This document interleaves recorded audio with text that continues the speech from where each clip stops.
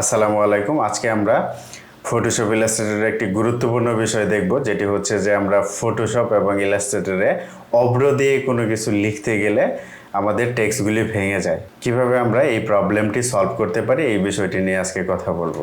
ইলাস্ট্রেটরে যাওয়ার পর আমরা ইলাস্ট্রেটরে একটি টেক্সট দেখতে পাচ্ছি।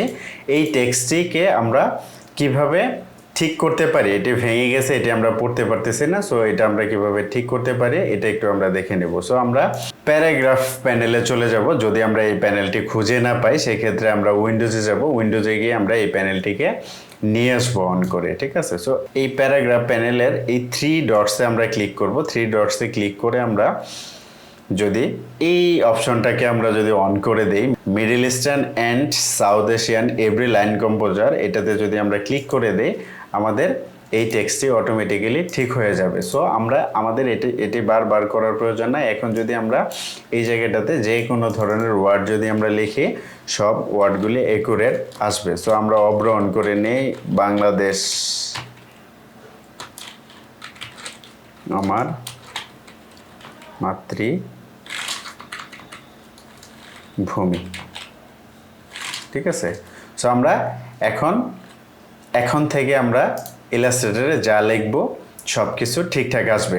সো ইলাস্ট্রেটরে এই অপশনটা একবার ঠিক করে নিলেই হয়, বারবার আপনাকে এই অপশনটি ঠিক করতে হবে না। এখন আমরা দেখব ফটোশপে গিয়ে আমরা এটিকে কিভাবে ঠিক করতে পারি। সো তার জন্য আমাদেরকে যেটি করতে হবে এটি হচ্ছে যে ফটোশপের মধ্যে আমাদের প্যারাগ্রাফ প্যানেলটিতে যেতে হবে। গিয়ে আমরা সেমভাবে এই থ্রি ডটসে ক্লিক করব। ক্লিক করে এটার অপশনটা একটু ডিফারেন্ট টাইপের, ওয়ার্ল্ড রেডি লেআউট, এই অপশনটা আমরা ক্লিক করে দেবো। জাস্ট শুধু এটা ক্লিক করে দিলে আমাদের এই টেক্সটটুকু আমাদের ঠিক হয়ে যাবে। এখন থেকে এটাতে আমরা যা যা লিখব সব কিছুই আমরা সুন্দরভাবে লিখতে পারবো। যেমন ধরেন আমি যদি এটাতে আবার লিখতে চাই যে বাংলাদেশ লিখবো, আমরা একটু বাংলাদেশ।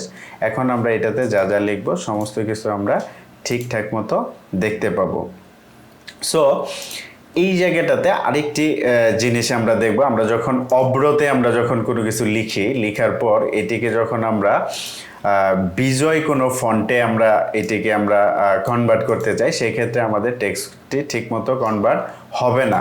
যেমন ধরেন আমি যে টেক্সটটি লিখেছি এটি হচ্ছে হিনচিলিগুড়ি একটি টেক্সট। এই হিনচিলিগুড়ি একটি ফন্ট, এই ফন্টটির মাধ্যমে আমি এই টেক্সটটি লিখেছি। এই ফন্টটি দিয়ে আপনি শুধু মাত্র অভ্র রিলেটেড যত ধরনের ফন্ট আছে এই ফন্টগুলি এটিতে সাপোর্ট করবে, বিজয়ের কোনো ফন্ট এটিতে সাপোর্ট করবে না। সো আমি যদি কোনো একটি বিজয়ের ফন্ট এটির ওপর যদি আমি করি, যে যেমন ধরেন LI আদর একটি ফন্ট আছে, এটি হচ্ছে বিজয় ফন্ট, এই ফন্টটি এটাতে আসবে না। অথবা যদি আমি কংস নামে একটি ফন্ট আছে বিজয় ফন্ট, এটি যদি আমি এটির উপর অ্যাপ্লাই করি এটি আসবে না। সো সেই ক্ষেত্রে আমরা কি করব, সেই ক্ষেত্রে এই ফন্টটিকে আমরা Ctrl+C দিয়ে কপি করব। দেন আমরা অভ্রর প্যানেলটি, যেটি অভ্রর যে সফটওয়্যারটি দেখতে পাই, এটার সেটিংসটাতে আমরা ক্লিক করব।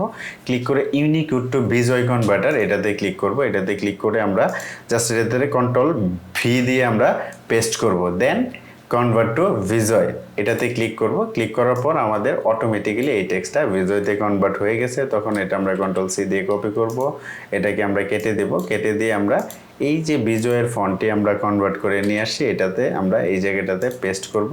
পেস্ট করার পর দেখেন অটোমেটিক্যালি আমি কিন্তু এটাকে কি করতে পারতেছি, বিজয় ফন্টে আমরা দেখতে পারতেছি। এই যে কংস MJ ইটালিক দেয়া আছে, এটাকে আমরা যদি বোল্ড করে দেই, দেখেন বোল্ড। সো এটা আপনি যে কোনো বিজয় ফন্ট আপনি এই জায়গাটাতে আপনি দিতে পারবেন। যেমন ধরেন সুতনি MJ যদি আমি এটার উপর করি, দেখছেন। সো আমরা যে কোনো অভ্রর ফন্টকে এই অভ্র সফটওয়্যারটির মাধ্যমে আমরা ইজিলি বিজয়তে কনভার্ট করে নিতে পারি। সো আজকের টিউটোরিয়ালটি এই পর্যন্তই ছিল আমাদের।